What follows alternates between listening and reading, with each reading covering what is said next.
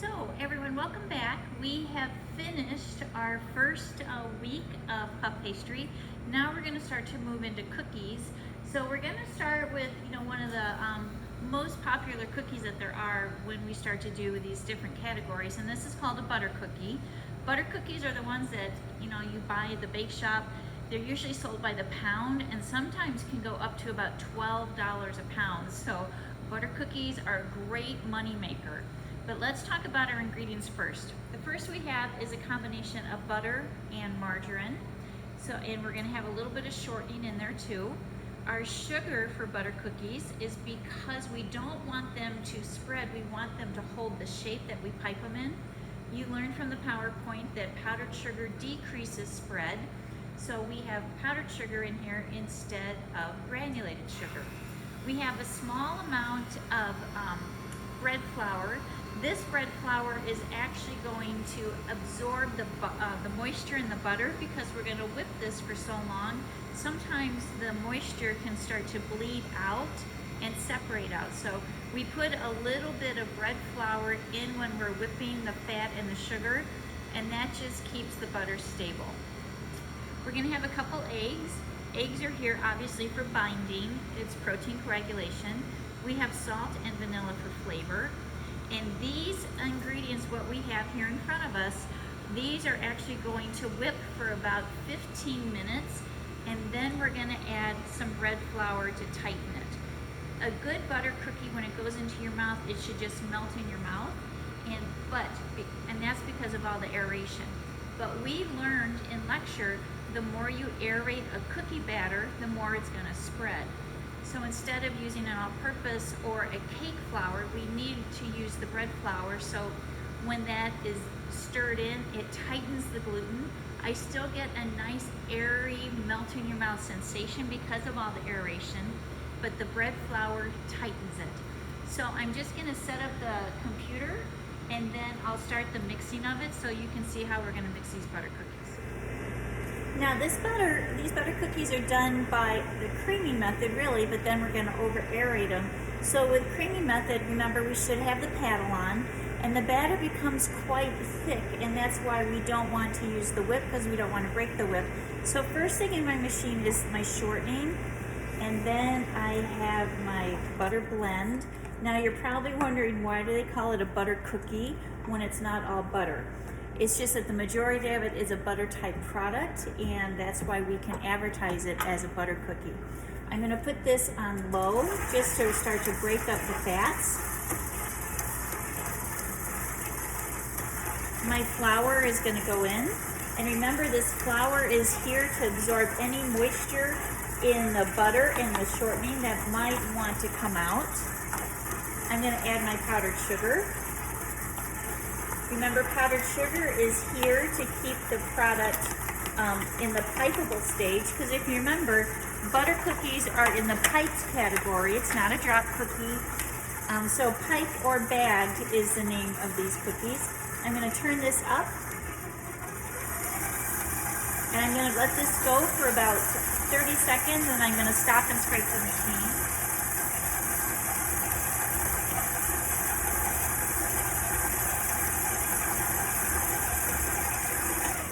Because we know when we deal with these KitchenAids, because of the paddle, we can get things trapped inside of that paddle, and product wants to get trapped, along the sides and the bottom of the bowl.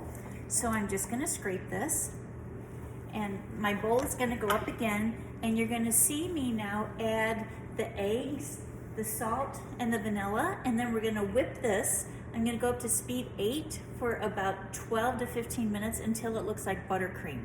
So once it looks like that, I'll stop the machine so that you can take a look at it, and then I'm going to add my bread flour, and then that will tighten up after all the aeration that I put into it.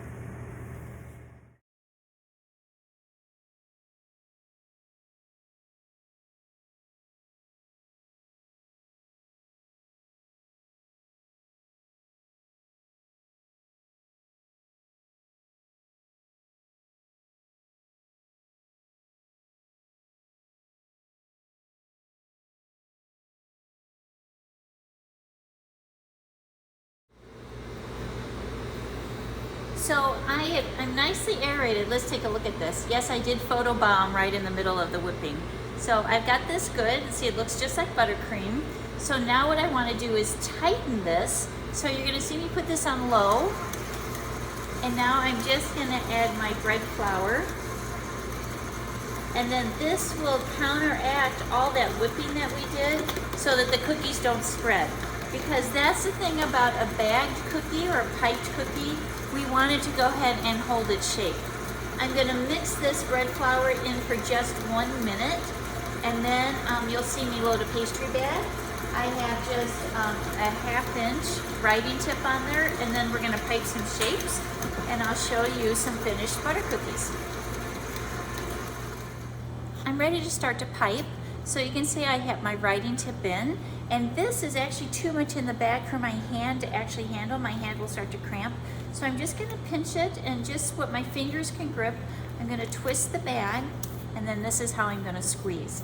So I'm just going to pipe a cookie about the size of a $1/2. So I'm just going to fill my sheet tray. You can do this on a Silpat. You could do it on wax paper, parchment paper obviously. And then guess what? These butter cookies are famous for having some kind of topping on them. So it could be a maraschino cherry, it could be these M&Ms that we're going to do. In class we're going to do some turtle cookies, so we'll be putting them with some chopped pecans on it. But in order to get the toppings on, we never want to do this. That's too time consuming, especially if you have to do a batch of about 1,000 butter cookies. That would take too long. So all we're going to do is take your edges, pick it up, and look, we're going to put it upside down onto the tray of M&Ms. And then all we do is flip back over, and look, we get perfect portioning of the M&Ms. And this is going to go on my larger sheet tray, and you're going to see in a couple minutes that I'm going to have about 6 different toppings on our cookies.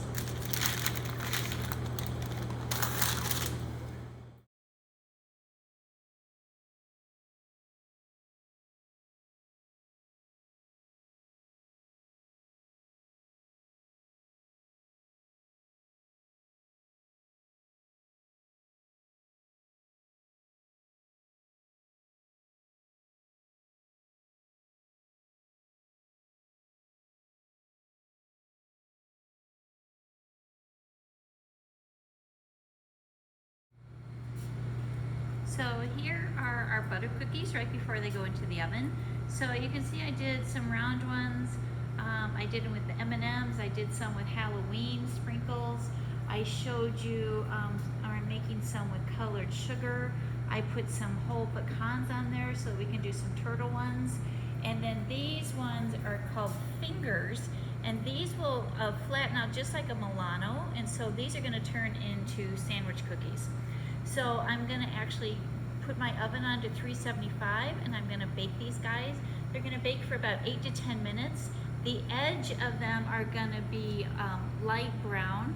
I'm not going to take a brown across the entire surface, because remember, the proper way to check a cookie for doneness is to lift and look at the bottom of it. So after about 8 minutes, I'm going to stop and check and look at the bottom, make sure it's light brown on the bottom, because we will have carryover baking that will finish that cookie completely once it comes out of the oven.